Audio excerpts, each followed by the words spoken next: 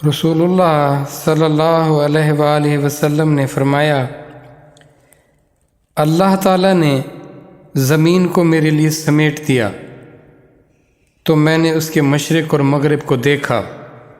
اور جہاں تک کہ زمین میرے لیے سمیٹ دی گئی تھی وہاں تک عنقریب میری امت کی سلطنت و حکومت پہنچ جائے گی، اور مجھے سرخ اور سفید 2 خزانے عطا کیے گئے، اور میں نے اپنے رب سے اپنی امت کے لیے دعا مانگی کہ وہ انہیں عام قحط سالی میں ہلاک نہ کرے، اور اپنے علاوہ ان پر کوئی ایسا دشمن بھی مسلط نہ کرے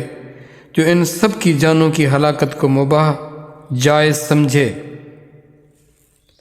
اور میرے رب نے فرمایا، اے محمد،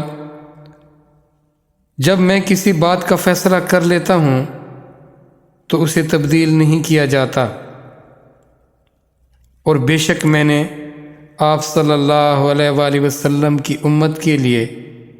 فیصلہ کر لیا ہے کہ انہیں عام قحط سالی کے ذریعے ہلاک نہ کروں گا، اور نہ ہی ان کے علاوہ ان پر ایسا کوئی دشمن مسلط کروں گا جو ان سب کی جانوں کو مباح اور جائز سمجھ کر ہلاک کر دے، اگرچہ ان کے خلاف زمین کے چاروں اطراف سے لوگ جمع ہو جائیں، یہاں تک کہ وہ ایک دوسرے کو ہلاک کریں گے اور ایک دوسرے کو خود ہی قیدی بنائیں گے۔